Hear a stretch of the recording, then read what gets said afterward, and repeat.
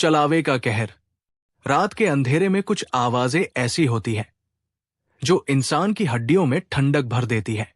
कुछ परछाइयां ऐसी होती हैं जो सिर्फ रोशनी में नहीं बल्कि अंधेरे में भी पीछा करती है। ये कहानी एक ऐसे रहस्यमयी चलावे की है जो किसी को दिखाई नहीं देता, लेकिन उसकी मौजूदगी हर तरफ महसूस की जा सकती है। और जब वो किसी के पीछे पड़ जाए तो बचना नामुमकिन हो जाता है। में रात का सन्नाटा किसी श्राप से कम नहीं होता। हवा तक थम जाती है और दूर कहीं से बस झींगुरों की आवाजें आती है। उस रात भी सब कुछ शांत था, लेकिन सौरभ की आंखों में नींद नहीं थी। उसके दादाजी की तबीयत खराब थी और माँ-पिता उन्हें लेकर पास के शहर गए हुए थे। घर में सिर्फ सौरभ और उसकी दादी थी।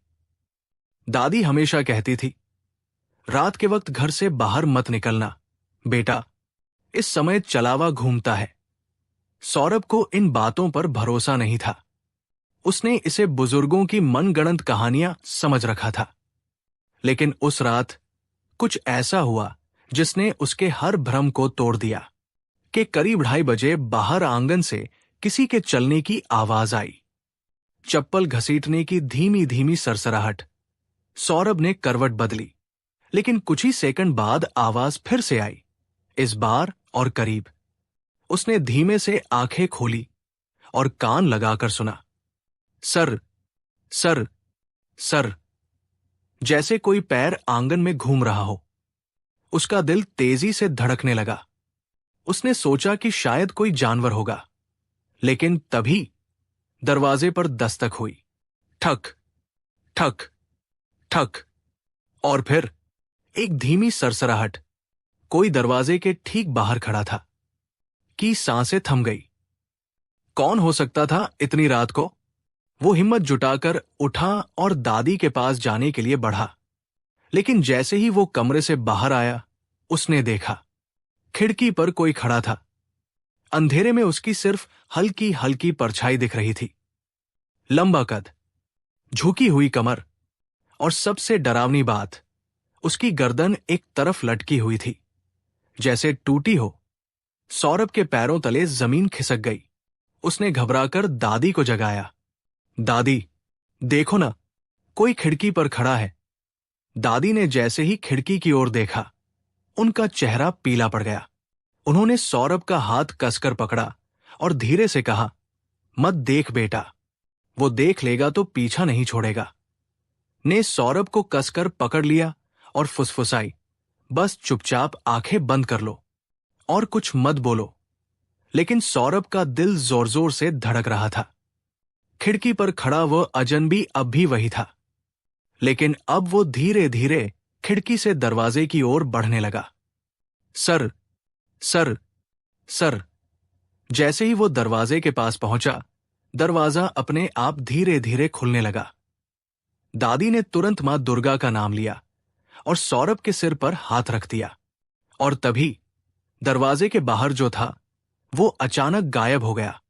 लेकिन सौरभ को महसूस हुआ कि अब वो घर के अंदर आ चुका है। जैसे तैसे बीती, लेकिन डर अभी भी बाकी था। सुबह जब सौरभ उठा तो उसे लगा कि सब ठीक हो गया है, लेकिन जैसे ही उसने आंगन में कदम रखा, उसकी रीढ़ में ठंडक दौड़ गई। आंगन की जमीन पर गीले पैरों के निशान थे जो उसके कमरे तक जा रहे थे। सौरभ का सिर चकरा गया, लेकिन सबसे डरावनी बात यह थी कि ये पैरों के निशान सिर्फ अंदर की तरफ थे, बाहर की तरफ कोई निशान नहीं था। मतलब जो भी आया था वो अभी भी अंदर था। दौड़कर दादी के पास गया। दादी, वो अभी भी घर में है। दादी ने शांत स्वर में कहा, मैंने कहा था बेटा, वो जिसे देख लेता है उसका पीछा नहीं छोड़ता। सौरभ की आंखों में डर था। तो अब क्या करें? दादी ने गहरी सांस ली और कहा, बस एक ही रास्ता है, हमें इसे वापस भेजना होगा। उन्होंने सौरभ को एक लाल धागा दिया और कहा, इसे अपने हाथ पर बांध लो और पूजा वाले कमरे में बैठकर मां दुर्गा का जाप करो।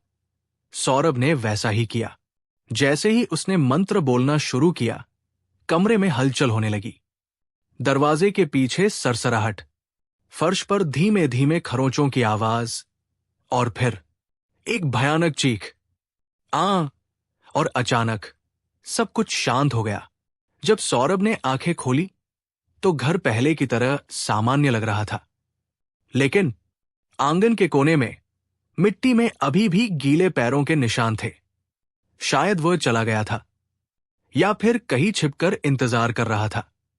मैं आज भी लोग कहते हैं कि चलावा जिस पर एक बार नजर डाल दे उसका पीछा कभी नहीं छोड़ता। तो अगली बार अगर रात में तुम्हें किसी के चलने की धीमी आवाज आए या खिड़की पर कोई खड़ा दिखे तो याद रखना, अगर तुमने उसे देख लिया तो वो भी तुम्हें देख चुका होगा।